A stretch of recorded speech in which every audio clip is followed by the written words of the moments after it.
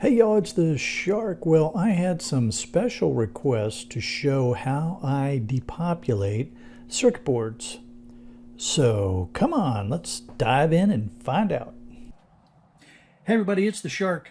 I've had some requests to show how I depopulate boards. Now, this is just the way I do it.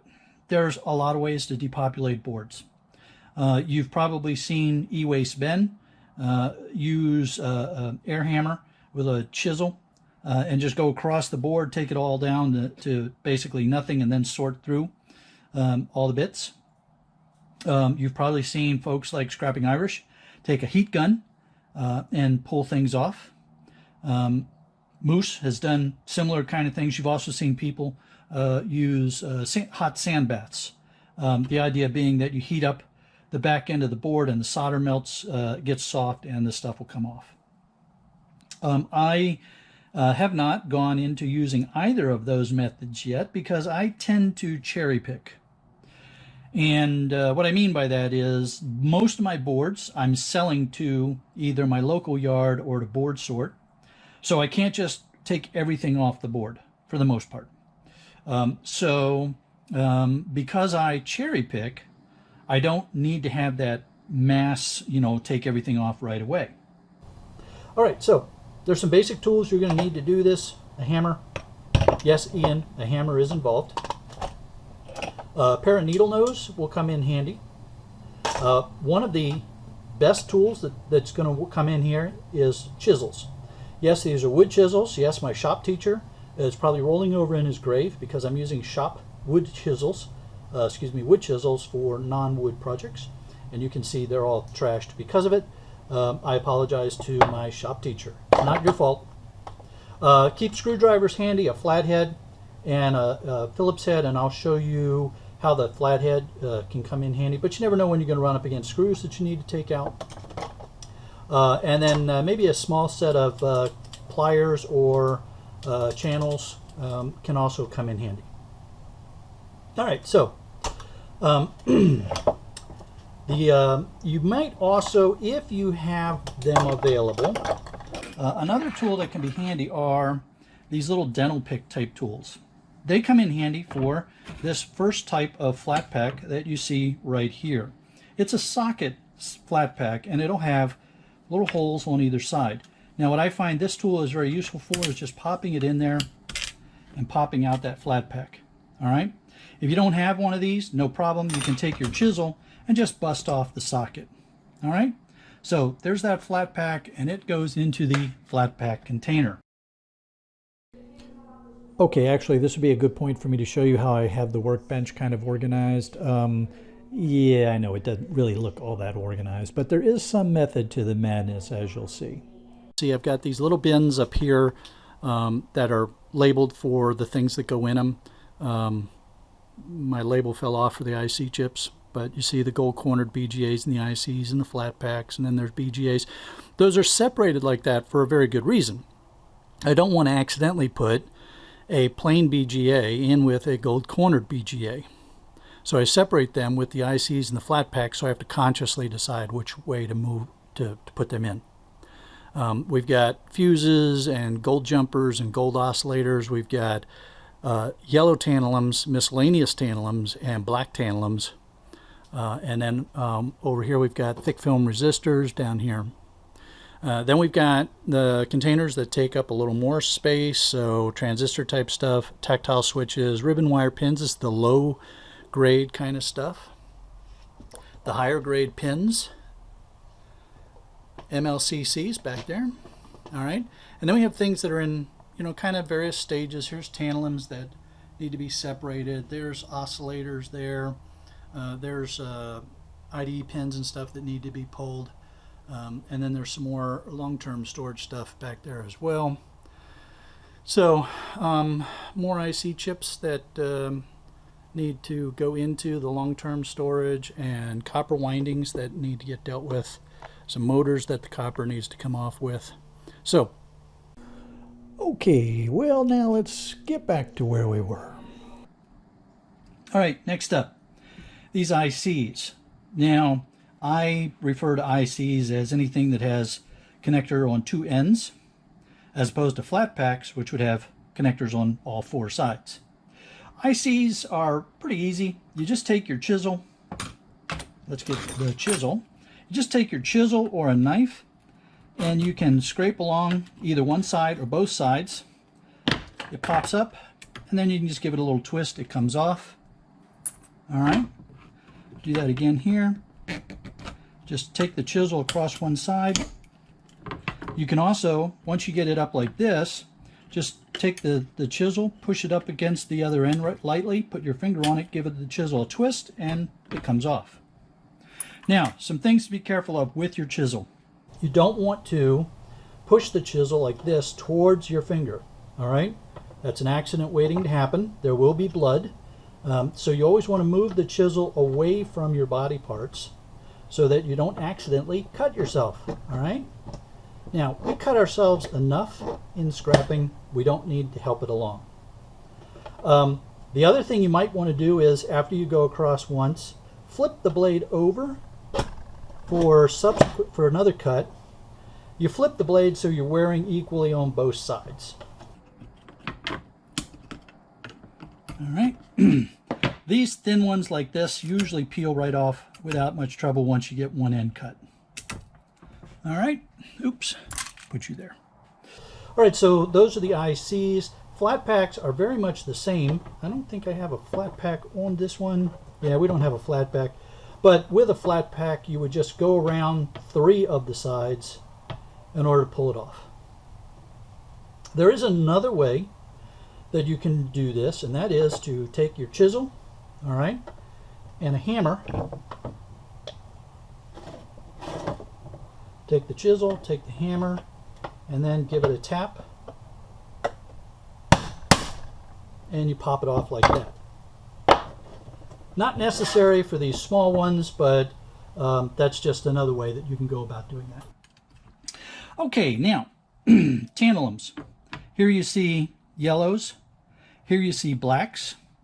Now, I have been doing some research, and it has been pointed out to me by some other folks that these things that look like black tantalums but do not have a plus side are niobiums, not tantalum.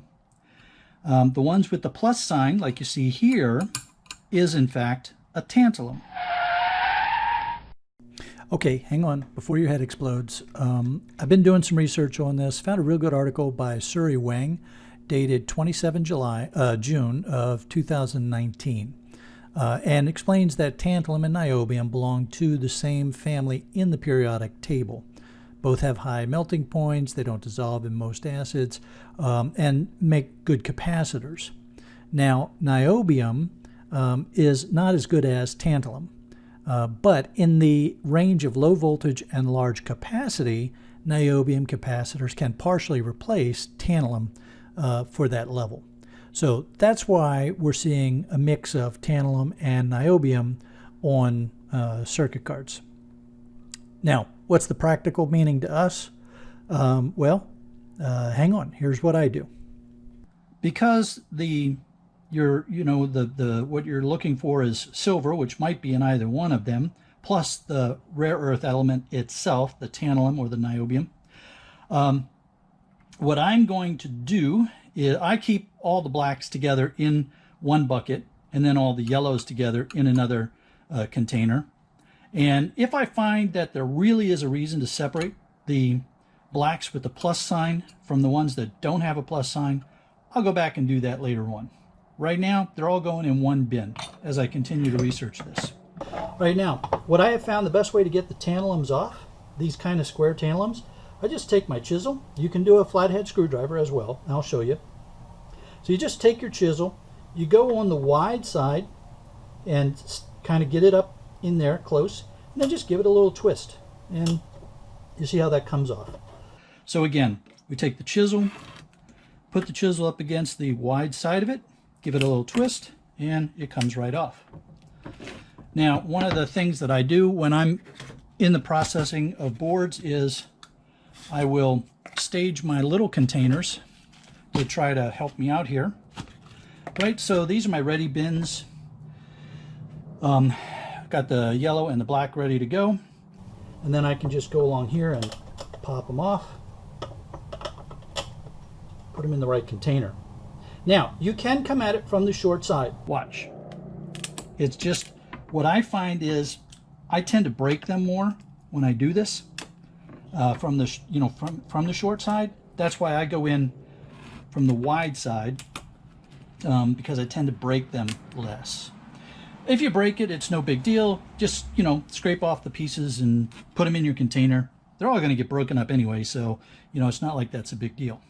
All right, now you can do this with a flathead screwdriver if you don't have a chisel. I find the chisel works better because it's got a little sharper edge, so it tends to do a little better job of scraping off the tantalum. But if you don't have it and all you have is a flathead screwdriver, they work fine. And here you see from the short side, that also works, okay? You give it a little twist and you're popping it off. All right. So again, it just and you just move across the board, pulling them off as they, as you're coming across them. Okay. All right. So that's the tantalums. MLCCs. We've got a real nice collection of MLCCs right here. These are typical size MLCCs right here. You can see my finger by them. They come much smaller and they come much larger. It just depends on the board and the manufacturer as to what size. Some will be magnetic, some will not be magnetic. The current belief is that the non-magnetics are more valuable than the magnetics because they probably have more silver and less base type tin metal component, which makes perfectly good sense. I do not separate my magnetics from non-magnetics at this point. I probably will at some point, but right now I'm not. So I have my ready jar for MLCCs. And you've got a couple ways you can do this. Again, I'm using my chisel. And you go in the wide side and give it a twist, and the MLCC will just peel right off. Give it, what you're doing is you're kind of pushing down a little bit and twisting to get the MLCC to come off. Now, you can also, when you have them lined up like you see here in a row, you can also scrape right across to get all of them. What I like to do when I'm doing that is put it up against the first one that I'm going to start in the row, and then I gently put my finger over top here, and I'm going to wiggle the chisel while I'm giving it a little push, and I'm holding the MLCCs down a little bit so they don't go flying all over the place. All right. Now I've got the MLCCs between my fingers, put them in the bucket, and we haven't flipped it, on the workbench somewhere where it's taken off and we can't find it again. All right. Here. All right. How many and what size of components you go after is entirely up to you, right? It's all up to you. You're the scrapper. You may get a lot of stuff, and you may not want to take the time to process smaller ICs. Or maybe you don't get a lot of stuff, and so you are going to take the time. It's up to you. Now, if the IC stands up a little bit, the ones I took off a little bit ago were kind of flat, but when they stand up like you see here, you might be able to grab them with pliers. That makes it a little bit easier. You just push the plier down on either side of it, gently squeeze, give it a twist, and see if it'll come off. This one doesn't want to play. There we go. We broke it, but you get the idea there. We'll see if we find some more that want to play a little bit better. Generally speaking, the more they stand up, the easier it'll be to use this method, like that one right there. You can see that was kind of chunky, but it's a small IC, so would you bother with it? It's up to you. There's one there. Okay, came loose, and there we go. Now, you can also use these channels or pliers to get your tantalums, if you can get around them. Let me get this out of the way. There we go. So if you have the space to get around it, you can also grab hold of the tantalum, give it a twist, and pull it off as well. But frequently you don't have the space to get around it. You can also do it from the short ends. All right. So a lot of times the way they're laid out on the board will dictate what tool you're going to use. The nice thing about the chisel is I can use it just about anywhere on the board. It's going to fit without any trouble. All right. So now the gold-plated pins. All right. Here you see two really different kind of layouts for gold-plated pins. These pins here go all the way down to the board, the gold plating. These pins here have some tin plating behind where the gold is. Let's concentrate on this one here first. And I just realized that I don't have one of my very important tools. I can't believe I forgot to tell you all about this in the beginning when I was talking about the tools that you're going to need to have. A small set of edge cutters. All right, so not the great big things that you want to use on cables and heavier gauge wire, but something a little bit smaller like this. Now, as with any kind of depopulation technique, you've got a lot of different ways you can go at this, or at least multiple ways. Take a small edge cutter, all right? Small edge cutter. And one of the first things that I do is try to get the plastic out of the way.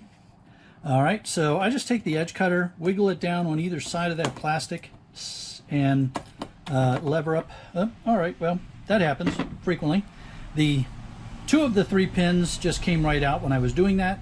All right, so that's no big deal. Now, here's where you can do a couple things. You could just take your edge cutters and just snip off that top exposed part. You're going to leave a little bit of gold behind, but you can see that the lower part of it is not plated, so that you're not worried about that anyway. And when you snip off this top part, all right, you get a little bit of that. You get just the gold-plated pin, and you leave behind a tiny little bit of the gold-plated material. Now, if you don't want to leave behind any of that gold-plated material, your other option is to take some sort of pliers and take hold of the base, the plastic base, just hard enough to hold it, and then either gently with your edge cutters or with another pair of pliers, wiggle out that pin. So there you see I have removed the pin, and you can see the gold-plated part from the non-plated part. Now, what I do with these anyway, when I'm in the mood, is I'll take my pin bucket, I will hold the non-plated part, and I will give it a little snip so that all I'm putting down in there is mostly gold-plated material. Give that a check real quick, make sure that's just tin, throw it in the tin bucket. Now, there were three pins, and you can see one of them stayed on the board.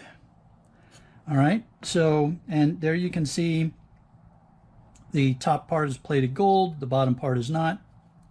You already saw how you can snip it off with edge cutters. All right, there's another way that you can pull those out. You take your needle nose pliers, grab hold down by the base, and twist, and you pull the whole pin out.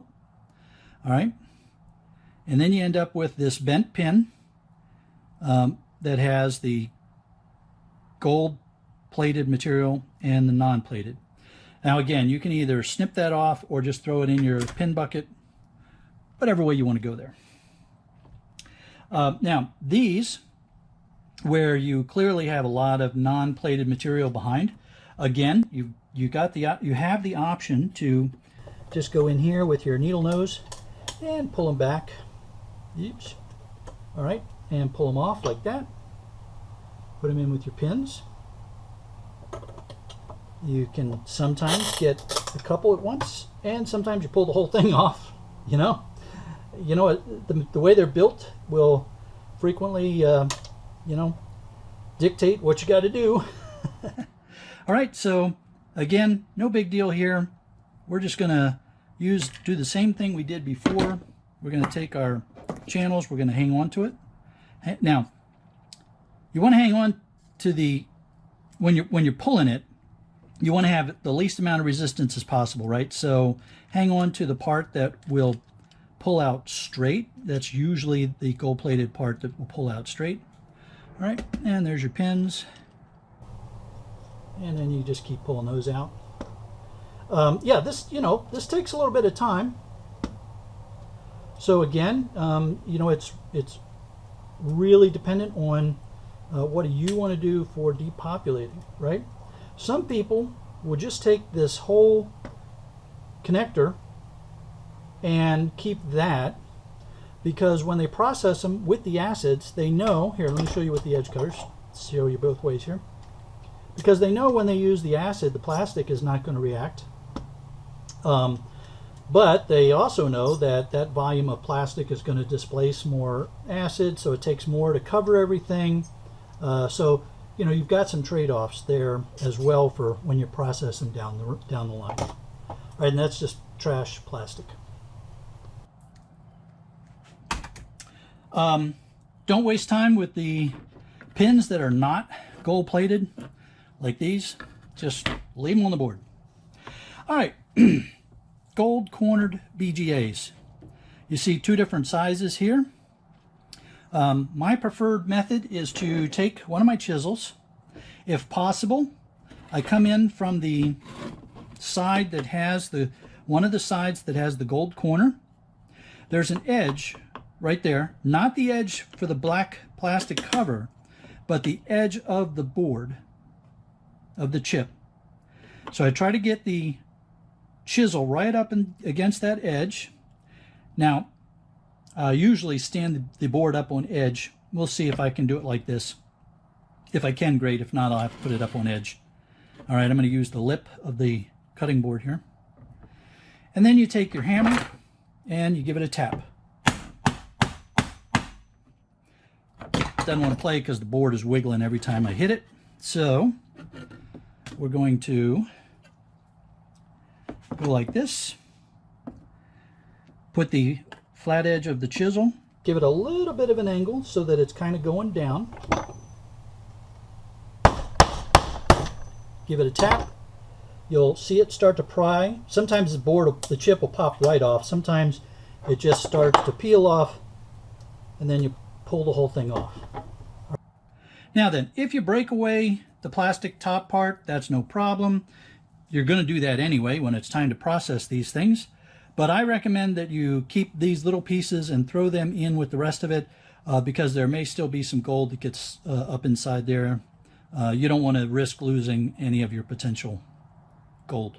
I know some people just pull that off and throw it away anyway before they process. And I have not done any processing yet. So, if you're watching people like Scrapping Irish and Moose and Ben, and they tell you to do it another way, then, by all means pay attention to what they're telling you, because I have not done any processing yet. I'm still gathering because I want to have lots of material before I do my processing. All right, let's go ahead and get this one off. Use the wider chisel if you can, because it'll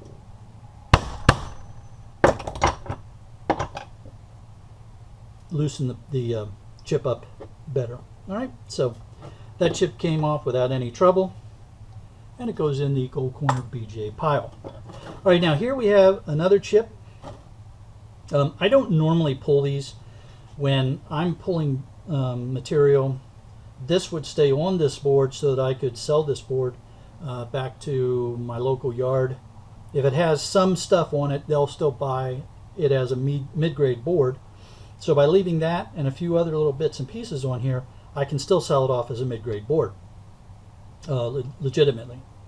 But since we're demonstrating how to take off all the chips, we'll go ahead and take that one off as well. So again, we put the chisel up against it.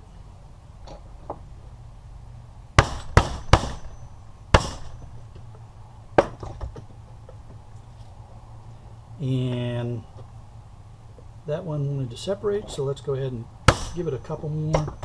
Another whack there. All right. And then that one comes off. Now, sometimes this part here is going to be glass, and it can shatter when you go to break it off. That's why, another reason why I don't usually pull these off. That one actually looks like it's a little metal cover. All right. So the glass is probably going to shatter if it's a glass type BGA. So that's another reason why I just leave them on there. All right. So that one is another BGA, goes in the BGA pile. Okay. Now, by the way, cutting board can be very useful. You know, a lot of people will just go right on the wood, which is fine. There's absolutely nothing wrong with that. But what I like about the cutting board is, you know, it just helps to keep things a little more stable for me than just on the wood. Personal preference. And because my wife is a chef, we have no shortage of old cutting boards. All right, gold-edged crystal oscillators, or oscillators. You see this one's got the gold edge. Now, there's a couple ways you can do this, but what I have found is if I try to come in here with the chisel by hand and wiggle this off, I break them. I don't know why. You know, maybe I'm just clumsy. So what I tend to do is put the chisel on one of the long sides. I don't want to get too great an angle. I don't want to come in too flat, but I want a little bit of an angle. And then I hold my finger over both the this is a little bit difficult, you know, the way I'm angling this for the camera shot, but I hold my finger over here because I don't want that little oscillator to go flying all over the place. All right. It just takes a little tap of the hammer, and that little gold edged oscillator is going to pop right off, and then it can go in my little gold edged oscillator container. All right, and here's some MLCCs. I don't know if I showed you how to do it with the screwdriver yet. Same as with the chisel. You know, the only difference really is that the screwdriver is going to not have much of a edge, and the chisel has more of an edge to get underneath things. All right, BGAs, just another typical BGA that you get here. Again, just take your chisel,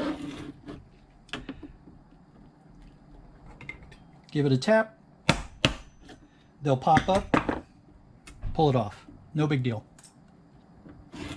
By the way, BGA stands for ball grid array. If you didn't notice, the back here is a whole bunch of tiny little glue points for balls that solder down onto the board. So that's what BGA stands for, if you didn't know. Well, that's what it stands for even if you did know. All right, now, these kind of gold pin connectors you can also pull off. They're frequently found on backplane boards.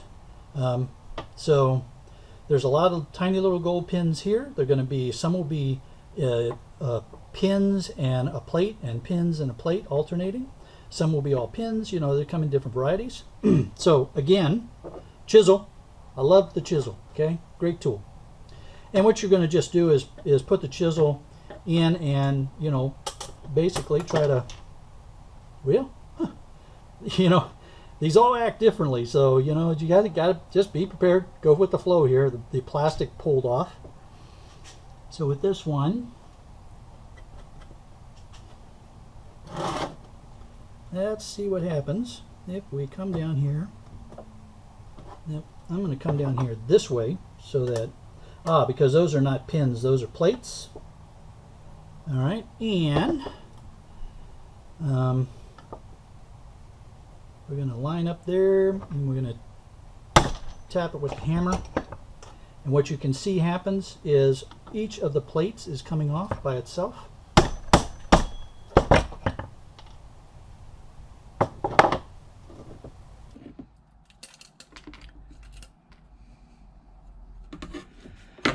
So we've got plates and pins, and there's a little tiny piece of plastic in between each of them. All right. I'm not going to sit here and try to separate the plates and the pins for these. And because they're so tightly sandwiched in there, what I'm going to do is just put those all together with my low-grade pins. And we'll let the acid work its magic sometime in the future. All right, so we've talked about tantalums, we've talked about MLCCs, we've talked about ICs. We didn't have any flat packs on here, so I'll have to look for something with a flat pack to show you. Oh, sometimes these little things like this can actually be copper coils. This one is a copper coil. So down inside there is a little tiny copper coil if you want to go after it. I put that with my bucket of copper coils to go after later on. All right, and now let's get this last gold pin connector.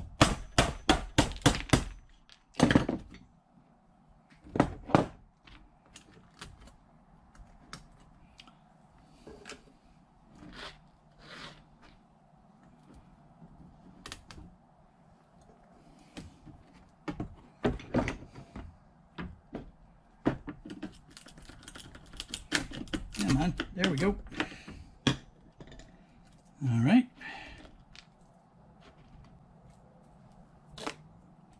Trash. Okay, so I've got a few odds and ends to finish cleaning up on this board. You've already seen me take them all off, so no big deal there. Let's move on to another very common board that we encounter. Finger strip boards, gold finger strip boards. This one happens to have a decent sized flat pack on it. So let's first take off the flat pack. Again, I like to take my chisel, go around 3 of the sides. You may only need to do 2 of the sides. All right. You're basically, what you're doing is you're cutting the pins that are holding it down. Then you can try to wiggle your chisel up in here. Again, you're trying to be careful not to get your fingers in the way. All right, and once you can wiggle it free, then you just have that one side. You can either wiggle it back and forth or just twist it and it'll come off. There's a flat pack. When they're a little bit bigger, it's usually a little easier to get to them. All right, now, finger strip boards. Of course, you want to take the finger strip. I have these little metal shears here. The other thing I do is I will cut this board here to make it, you know, somewhat manageable size. All right, and then I can just cut along the edge.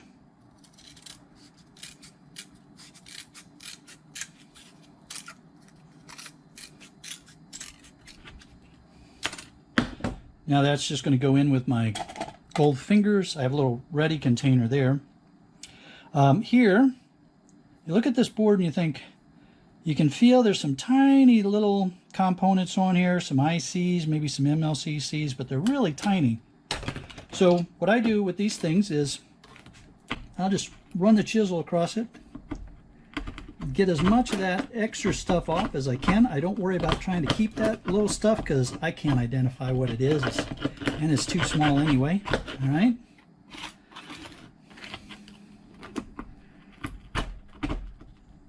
All right, there we go. Now that will just go in with my gold fingers. Now this board here is where you have to ask yourself, do I want to do that same thing, or do I want to put this in with my mid-grade boards after I take the fingers off? Well, first let's go ahead and get the fingers off.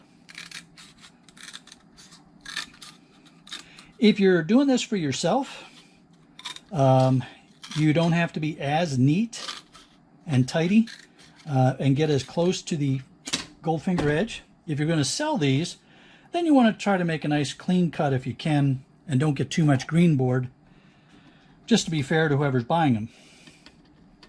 now you got the question of, do I depopulate this whole thing like I did before, or do I sell this as a mid-grade?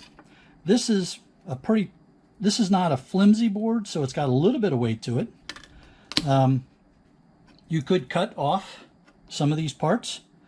So for instance, I could just take and cut that and cut that. All right, now that's mid-grade, and we'll take off this little MLCC right here and scrape off a couple little components that are left on this, and throw these in with my gold fingers and this in with my mid-grade bucket. All right, it's entirely up to you, however you want to do it, and whatever works best for your particular scenario. Oh, look at that. I put yellows in with the blacks. Let's get that separated. Okay, now, if I'm going to be doing boards, what I'll usually do is kind of keep them stacked at the ready, and then get right into them. Keep a ready set of bins here to put stuff in. If I'm doing onesie-twosie kind of things, what I'll do is I'll put stuff back in my bins just to try to keep things relatively organized. All right, this board, I'm using this board as an example of how I take off oscillators. These are pretty simple, right? You just take either small pliers or small edge cutters and pop it off. It's a surface mount. It will come off relatively easy. I recommend that you go ahead and pull this black plastic off. There's a couple ways. You can wiggle it off, or you can take your edge cutters right up on the side of it. You can cut those pins off and then try to get them off. All right, so each one is going to be a little bit more fiddly than the other. And my hands are sweaty because it is hot and humid right now. So I'm having a hard time just getting a grip on things. But all right, so little crystal oscillator. Sometimes this black plastic is not on them, but I always take it off before I put it in my bucket, just to help reduce the garbage. Okay, another BGA, and that one's pretty simple. That's a nice big chunky BGA, so we just take the chisel, put it on the edge, give it a tap. There you go. There's that BGA. Okay, so y'all have seen these before. Board Sort buys these, but you don't want to depopulate them if you're going to sell them to Board Sort. You might cherry pick one or two little things, but Board Sort is pretty smart, and they're going to know if you depopulated it. So if you're going for max Board Sort value, then maybe one thing, two at the most. Don't mess around with it.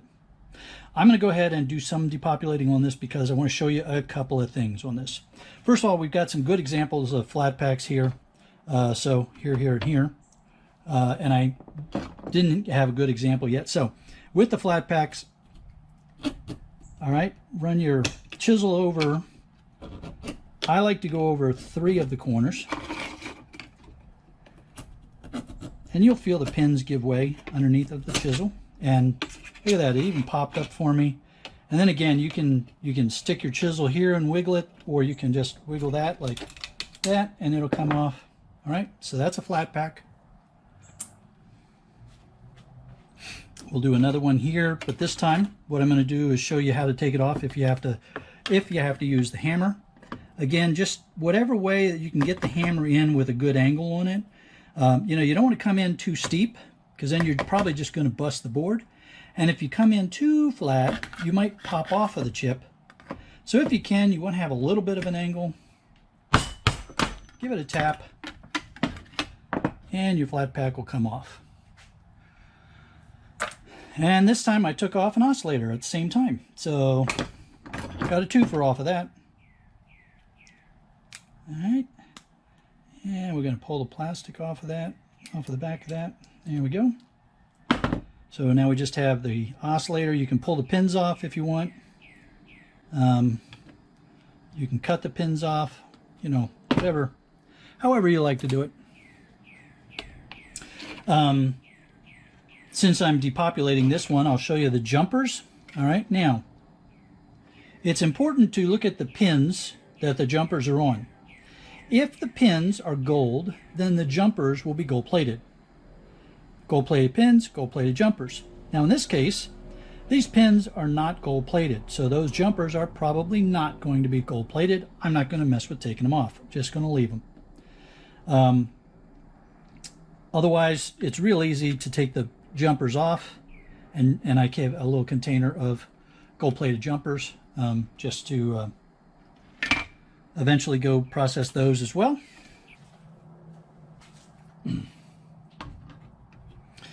Okay, so here we have a large socket green motherboard. It's a large socket green motherboard because a quarter clearly fits down inside of the socket. Now, I'm not going to depopulate this. I just want to show you a few things on this because this is a pretty good value with board sort. So I don't want to sacrifice the value of this board by depopulating it. But I do want to show you a few things that we may not have seen yet. You can see this flat pack is nice and chunky, and so with that kind of flat pack, you could probably just grab hold of it with your pliers or channels and wiggle it back and forth, and that'll pop off. You could also take your chisel and come in with your chisel and, you know, come at it from one side or the other, tap it, and it'll come off. This BGA is on an angle, so you can see when you put it up like that, you're not going to be able to easily tap it from that side, but try, because sometimes you get enough friction that you could still put your chisel here and tap it and have it come off. But it's not that bad if you come in, you know, kind of on the corner like that. There's copper toroids, and the ones that have just the straight ferrous are the easiest, because once you pop those off, you can either take your edge cutters and come in and snip off either end of it and pull it off, or you just come around it. And I'm just going to go ahead and pull this one off. I don't think board sort's going to care about some toroids. All right. And once you get that off like that, then those are, put you over here for a minute. The ones that do not have the plastic coating are pretty nice because you can either just crush them with your pliers like that, or you can give them a whack with your hammer, and now the copper can come off real easy. And you've got the ferrous material. This is ferrous, so throw that in with your shred, and then you've got some number 2 copper.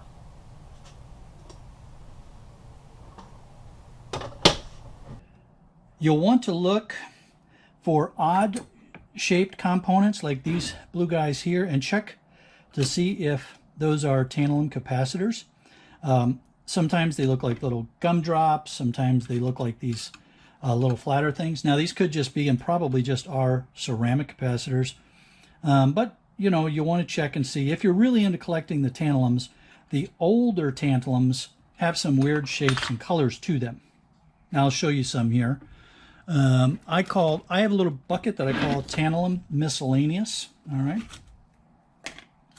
I'm checking this one still. I need to find out for sure. But you can see these come in all kinds of different shapes. The bullets, the gumdrops. You've got deep oranges and almost reds, silvers, blues. So lots of different shapes and sizes for those. And you know, I may have erred. Some of those may not be tantalums. I have to give them, you know, a closer inspection. But since I'm going to be, I haven't decided if I'm going to sell tantalums or if I'm going to process them myself. Again, I'm still in collection phase here.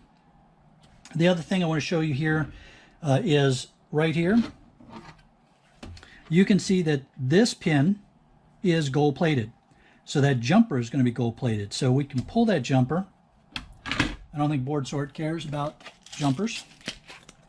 They haven't so far. And then you just keep your gold jumpers. All right. This is a older computer board, I'm sure, an older computer motherboard. I'm sure you all have recognized that already. So you've got gold pins here that you can take off if you're into depopulating. And you got a couple ways you can do that. You can come in here with some edge cutters and try to wiggle the plastic up. You can come in with chisel, all right, and you know, tap, tap, tap, tap, and the pins will pop off, and then you can pull the pins out of the plastic. You also have these kind of gold-plated pins. I showed you how to do that already. So you just take your edge cutters, wiggle up the plastic. Now, the other thing you could do is you could just go in here and start cutting these pins off. Yes, you're going to leave some gold-plated material behind, but it's really quick to just go clip, clip, clip, clip, clip, pull off those, you know, the ones that you can cut off more easily. You know, again, the tantalums that you would go after with your screwdriver or with your chisel, flat packs, ICs. I did not take those off, okay? If you're from Board Sort and you're watching, this is the way this board came to me. Okay, so this is a much older style motherboard. I'm sure that some of you might even be salivating a little bit over this. But the reason why I wanted to show you this one is because you can see there are a couple of interesting things on here. All right, now this is a larger, what I call a top hat style oscillator. All right, and those are gonna also have silver in them, right? So just pop those guys off, put those with your oscillators. This is a socket mounted IC. Now, if you were going to sell a board like this to Board Sort, you can take out the socket mounted ICs, sell them separately, or you can leave them in. Board Sort's okay with you taking the socket mounted ICs out. You probably want to run some of the math and figure out what is the, you know, if I leave them on, there's going to be more weight. If I take them out, you know, less weight, but I make it up for, you know, selling them the ICs. So do some math there, figure it out for yourself. Socket mounted ICs, either take a screwdriver or a small chisel, come underneath, pop it up a little bit, unless you have an IC tool, a socket IC tool, to pull them straight out. Now this one came out, the pins did not bend, and so if you're into it, you could try to resell that. I'm not into that, so I can't give you any real guidance on, you know, that. One thing I do want to suggest, though, if you're going to pull the ICs, you always want to check to see if they're EPROMs, right? So it's easier to do that while they're still in the socket, because you need to take off this label to see if there's a window. Now sometimes you can feel the window, but if you want to be sure, so you want to take off that plastic, do it while it's still in the socket. It's just really much easier. And this one has a window, and I want to be able to see inside there because I want to be able to see if that is gold or silver. And I don't see any gold. I separate any EPROMs that have gold from those that do not. I don't see any gold, but so that'll go in the non-gold container. There we go. If you take it out and the label's still on, it's just, you know, a little bit more problematic to take off the label, that's all. All right, now I just noticed too, how did I miss this? There's another big oscillator. This is one of the great big ones. So, and you also want to check the back sides of these oscillators because if they're gold, you want to keep those separate from the rest of the oscillators. Now, nice big chip here, and it looks like it's socket mounted, and that is, you know, a nice ceramic i486DX. So I'm going to take a wider chisel head and see if I can get that to, yep, that pops out pretty easy. There we go. And I use the wide one because it means I can get a little better purchase on the edges and not bend the pins as much when I'm pulling it out. All right, so there we have a nice i486DX. That's going to go in with my ceramics. I'm going to check and see if where this is in my collection list.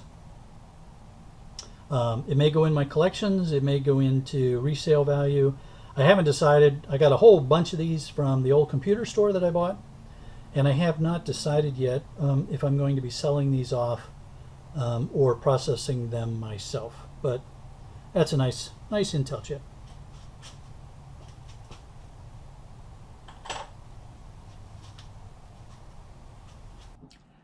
This board is also interesting because between these sockets, each one of these, down along here and along here, is a tantalum capacitor. So you can see there, along there, those are jelly bean type tantalum capacitors, epoxy covered. All right. So we just take our edge cutter,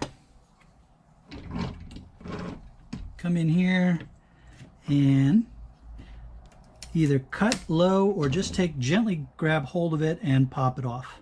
All right. Now, what you're looking for with these in particular is a little mark